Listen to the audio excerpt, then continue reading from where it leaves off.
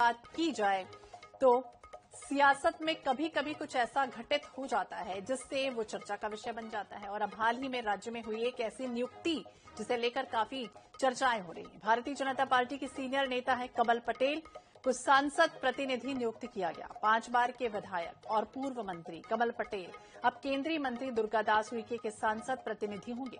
प्रदेश के इतिहास में संभवतः ये पहला मौका होगा कि जब कोई सीनियर नेता सांसद प्रतिनिधि की जिम्मेदारी संभालेगा।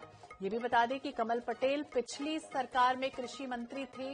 वो 2 बार कैबिनेट मंत्री और 1 बार राज्य मंत्री रह चुके हैं और इसके बाद अब सियासी नई चर्चा शुरू हो चुकी है। 5 बार के विधायक, 1 बार मंत्री, फिर पार्षद से भी कम रुतबे वाले अब पद कमल पटेल ने आखिरकार क्यों स्वीकारा, इस पर भी लगातार सवाल बनाए कि आखिरकार उनका कद मध्य प्रदेश की राजनीति में काफी बड़ा है और आखिरकार उन्हें ये क्यों दिया जा रहा है इस तरह का पद। शिवराज सरकार में वो मंत्री रहे हैं। 2023 के विधानसभा चुनाव हालांकि वो हार गए थे। इसके बाद बैतूल सांसद दुर्गादास उइके ने हरदा जिले में सांसद प्रतिनिधि नियुक्ति किया। अब चर्चा हो रही कि आखिरकार पूर्व मंत्री ये पद क्यों स्वीकार कर रहे हैं। ज्यादा जानकारी के लिए बात करेंगे विशेष संवाददाता, माफ कीजिएगा, एमपी ब्यूरो चीफ अनुराग मालवीय हमारे साथ ज्यादा जानकारी के लिए जुड़ गए। अनुराग, क्या जानकारी मिल पाई, क्या इनपुट मिल पाया कि आखिरकार क्यों उन्हें स्वीकार करना पड़ा ये पद? देखिए, बिल्कुल जो 2 बहुत महत्वपूर्ण कारण हैं। सबसे बड़ी चीज ये है कि अगर हरदा जिले की बात करते हैं तो वहाँ दोनों ही जो विधायक हैं वो कांग्रेस के हैं। अगर हम देखते हैं तो वो एक बड़ा कारण है। और दूसरी बड़ी बात यह है कि जिस तरह से कमल पटेल की स्थिति हरदा में होती जा रही है, क्योंकि रामकिशोर दोगने भी सीनियर लीडर हैं, सीनियर विधायक हैं।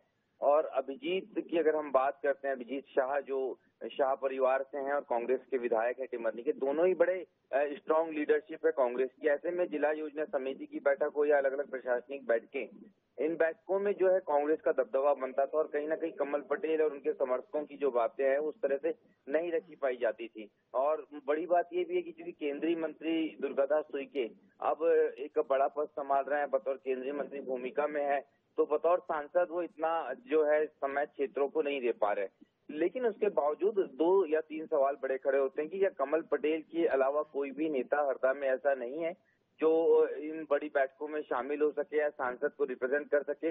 दूसरी बड़ी बात यह है कि कमल पटेल का अपने आप में एक बड़ा कद है। 2 बार के पूर्व मंत्री हैं, संगठन के सीनियर लीडर हैं, 5 बार के क्षेत्र से विधायक हैं। तो ये कहीं ना कहीं एक गलत संदेश भी देगा उन कार्यकर्ताओं को जो इस तरह के छोटे पदों पर कहीं ना कहीं अपनी दावेदारी समझते हैं। तो मजबूरी यही है कि बड़ी जो प्रशासनिक बैठकें होती है उसमें कहीं ना कहीं अपना प्रभाव कमल पटेल किसी स्थिति में रखना चाहते हैं और वो चाहते हैं कि उनकी उपस्थिति इन बैठकों में बनी रहे। तो ये कहीं ना कहीं उनके लिए एक एंट्री कार्ड हो जाएगा सांसद का जिला प्रतिनिधि होना, और इसके अलावा कोई दूसरी मजबूरी नजर नहीं आती। जी बिल्कुल, दूसरी मजबूरी नजर नहीं आती। और रुतबे से समझौता क्यों किया गया, इस तरह के सवाल भी उठ रहे हैं। हालांकि कहा जा रहा था कि उनकी एक्टिवनेस कम हो रही थी, क्या वो बरकरार रखने के लिए वो एक्टिव पॉलिटिक्स करना चाहते हैं, इसलिए शुरुआत ऐसे पद से? देखिए, कमल पटेल के लिए इस तरह के पद की आवश्यकता होनी नहीं चाहिए, जिस तरह का उनका कद रहा है, जिस तरह का रुतबा रहा है। बात सिर्फ इतनी है, वो है मध्य प्रदेश की वर्तमान ब्यूरोक्रेसी की, जिसको हमें समझना पड़ेगा। मध्य प्रदेश की वर्तमान ब्यूरोक्रेसी जो है राजधानी भोपाल के आदेशों के अलावा किसी की सुन नहीं रही है। और ऐसे में कमल पटेल भी कहीं ना कहीं, भले ही वो सत्ताधारी दल के सीनियर लीडर हों, पर इग्नोरेंस में थे। उनको लगता था उनकी बात कोई सुन नहीं पा रहा। इस बात को लेके वो ज्यादातर शिकायतें करते केंद्रीय मंत्री या सांसद से नजर आते थे, क्योंकि विधायकों को वो कुछ बोल नहीं सकते क्योंकि दोनों ही कांग्रेस के थे। तो उन्होंने इसके लिए एक जरिया सोचा और यही कारण था कि सांसद ने और पूर्व मंत्री ने मिलकर ये रास्ता निकाला। लेकिन फिर भी कमल पटेल को बार बार सोचना होगा कि वो जो पद ग्रहण करने जा रहे हैं या पद स्वीकार करने जा रहे हैं, क्या वाकई वो उनके कद का रोकना चाहेंगे। हमारे साथ बीजेपी के प्रवक्ता नरेंद्र सलूजा जी भी जुड़ गए हैं। नरेंद्र जी, बहुत बहुत स्वागत है आपका INS 24/7 पर। और इस तरह से कमल पटेल के साथ जब सांसद प्रतिनिधि होने जा रहे हैं, चर्चा बड़ी तेज हो रही है, इतिहास में पहली बार होगा। आखिरकार क्यों इस तरह का रुतबा कम करने की कोशिश, क्या कहेंगे? देखिए, भारतीय जनता पार्टी में जितने भी लोग हैं वो विकास, उनका जनसेवा उनका लक्ष्य रहता है। वो खुद के पद और प्रतिष्ठा को देख के काम नहीं करते हैं। जो पार्टी का दायित्व, संगठन का दायित्व मिलता है उसको बड़ा छोटा देख के काम नहीं करते हैं। ये ओहदा देख के काम नहीं करते। जन सेवा करना हो तो आपको जो पद मिले उस पर भी जन सेवा कर सकते हैं आप। ओहदा क्या होता है?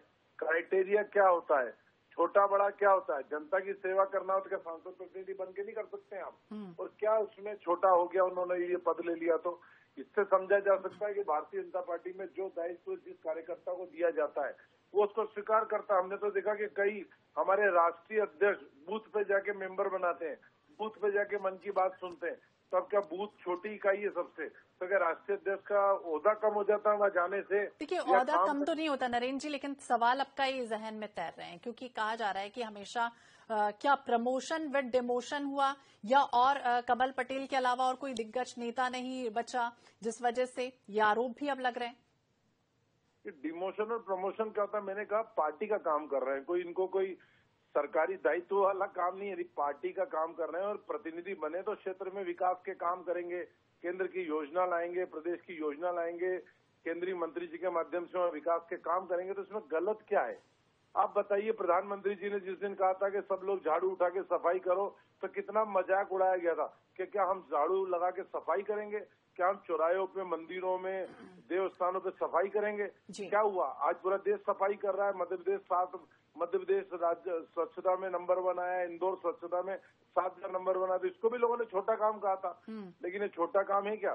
कोई भी काम छोटा नहीं होता, तो कोई भी काम छोटा नहीं होता है और यही वजह है कि ये पद लिया गया है। बहुत बहुत शुक्रिया नरेंद्र जी बातचीत करने के लिए। और अनुराग भी हमारे साथ जुड़े थे। अनुराग, आपका भी बहुत बहुत शुक्रिया। तो अब देखना होगा क्या पुराना वजूद वापस लौटता है। हारने के बाद हाशिए पर थे, लेकिन इसके बाद अब उनकी खोई हुई जो चुनौतियां हैं, जमीन जो है वो वापस मिल पाती है नहीं।